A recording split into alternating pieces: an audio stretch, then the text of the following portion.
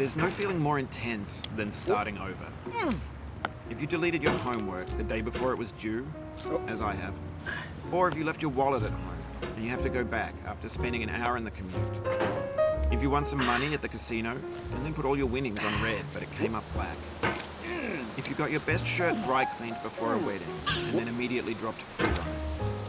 If you won an argument with a friend and then later discovered that they just returned to their original view. Starting over is harder than starting up. If you're not ready for that, like if you've already had a bad day, then what you're about to go through might be too much. Feel free to go away and come back.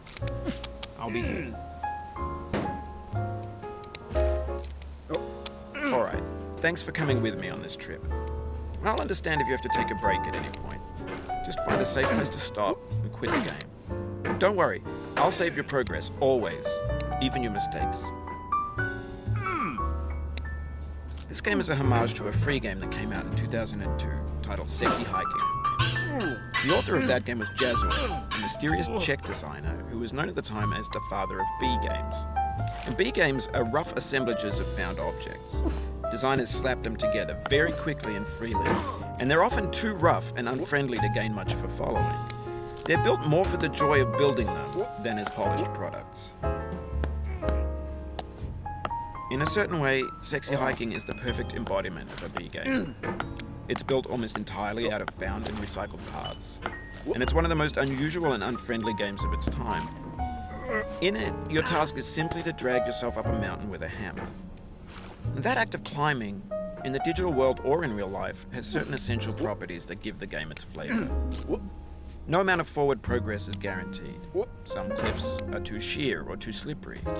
And the player is constantly, unremittingly in danger of falling and losing everything. Anyway, when you start Sexy Hiking, you're standing next to this dead tree that blocks the way to the entire rest of the game. It might take you an hour to get over that tree, and a lot of people never got past it. You prod and you poke at it, exploring the limits of your reach and your strength, trying to find a way up and over. And there's a sense of truth in that lack of compromise. Most obstacles in video game worlds are fake. You can be completely confident in your ability to get through them once you have the correct method or the correct equipment or just by spending enough time. In that sense, every pixelated obstacle in Sexy Hiking is real. The obstacles in Sexy Hiking are unyielding, and that makes the game uniquely frustrating. But I'm not sure Jazzuo intended to make a frustrating game. The frustration is just essential to the act of climbing, and it's authentic to the process of building a game about climbing. A funny thing happened to me as I was building this mountain. I'd have an idea for a new obstacle, and I'd build it, test it, and it would usually turn out to be unreasonably hard. But I couldn't bring myself to make it easier. It already felt like my inability to get past the new obstacle was my fault, as a player rather than as a builder. Imaginary mountains build themselves from our efforts to climb them, and it's our repeated attempts to reach the summit that turns those mountains into something real. When you're building a video game world, you're building with ideas, and that can be like working with quickset cement. You mold your ideas into a certain shape that can be played with, and in the process of playing with them, they begin to harden and set until they're immutable, like rock. And at that point, you can't change the world. Not without breaking it into pieces and starting fresh with new ideas.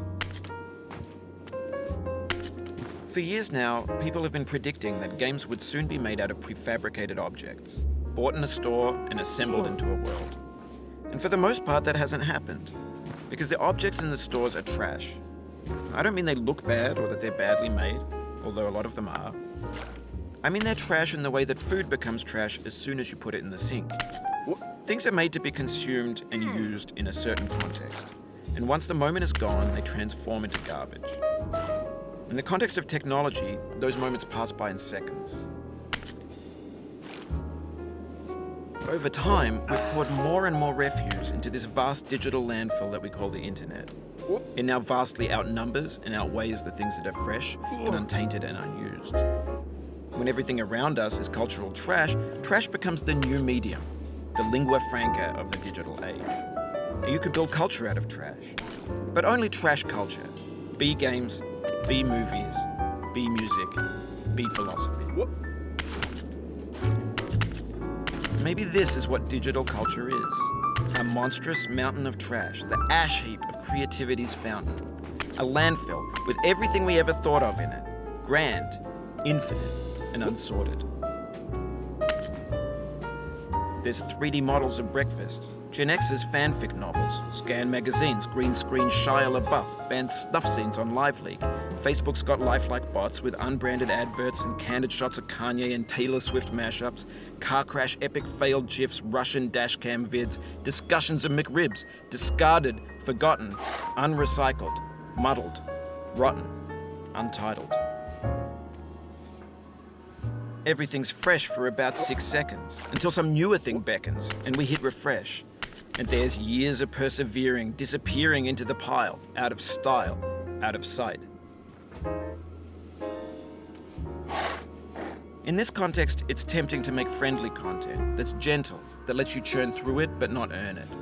Why make something demanding if it just gets piled up in the landfill, filed in with the bland things? When games were new, they wanted a lot from you. Daunting you, taunting you, resetting and delaying you. Players played stoically. Now everyone's turned off by that. They want to burn through it quickly. A quick fix for the fickle, some tricks for the clicks of the feckless. But that's not you, you're an acrobat. You could swallow a baseball bat.